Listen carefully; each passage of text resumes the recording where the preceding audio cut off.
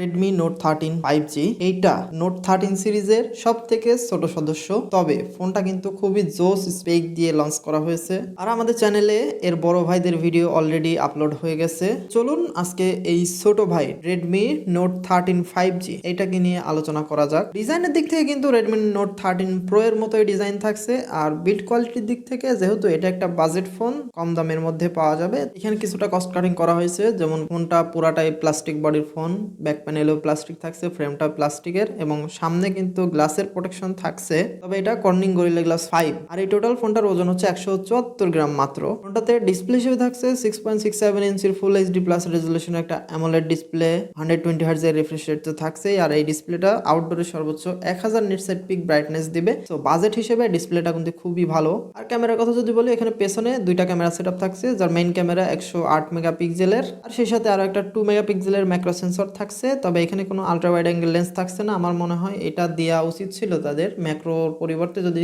একটা ultra wide angle lens দিত তাহলে কাজে লাগতো। আর সেলফি ক্যামেরা হিসেবে থাকছে 16 মেগাপিক্সেলের সেন্সর। তো ওভারঅল ক্যামেরা মোটামুটি ভালোই বলবো বাজেট হিসেবে। আশা করা যায় ভালো একটা পারফরমেন্স পাওয়া যাবে। প্রসেসর হিসেবে থাকছে মিডিয়াটেকের ডায়মেনসিটি 6080। এই চিপসেটটা এটা একটা 6 ন্যানোমিটারের চিপসেট, মিড রেঞ্জের জন্য খুবই ভালো একটা চিপসেট। আশা করা যায় এখান থেকে ভালো মানের একটা পারফরমেন্স পাওয়া যাবে। আর মিডিয়াটেক কিন্তু ইদানিং খুবই ভালো কাজ করছে মিড রেঞ্জে, এবং আবার মিড রেঞ্জেও কিন্তু খুবই ভালো নাম ডাক এখন হয়েছে তাদের। আর এই ফোনটা out of the box Android 13 এর সাথে লঞ্চ করা হয়েছে, সেই সাথে MIUI 14 থাকছে। তবে দেখার বিষয় হচ্ছে তারা আপডেট নিয়ে কতটা সচেতন। যদি এই ফোনগুলোতে আপডেট ঠিকঠাক মতো দিতে পারে তাহলে আর কোনো কথাই নাই, সেই রকম একটা জিনিস হবে। ফোনটাতে র্যাম ভ্যারিয়েন্ট হিসেবে থাকছে 6, 8 অ্যান্ড 12 জিবির র্যাম ভ্যারিয়েন্ট, LPDDR4X এর র্যাম।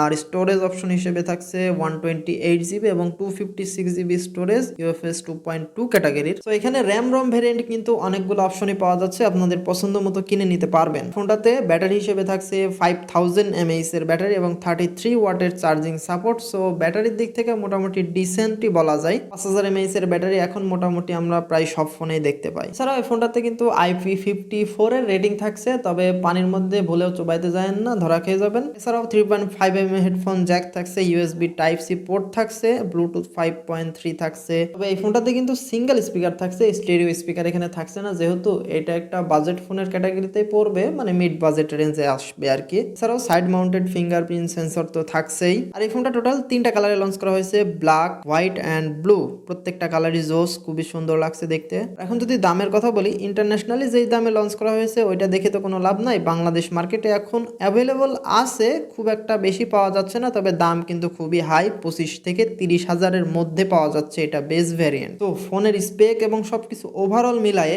এখন কিন্তু খুব একটা ভ্যালু ফর মানি হবে না যে দামে ফোন মার্কেটে পাওয়া যাচ্ছে এখন। যদি কিছুদিন ওয়েট করে যান, 20 হাজারের আশেপাশে আসলে তখন এটা ভ্যালু ফর মানি ফোন বলা যায়। তো যারা কিনতে চাচ্ছেন তারা কিছুদিন ওয়েট করে যান, 20-22 হাজার টাকার মধ্যে যখন চলে আসবে ফোনটা তখন নেবেন, খুব ভালো একটা ডিল হবে।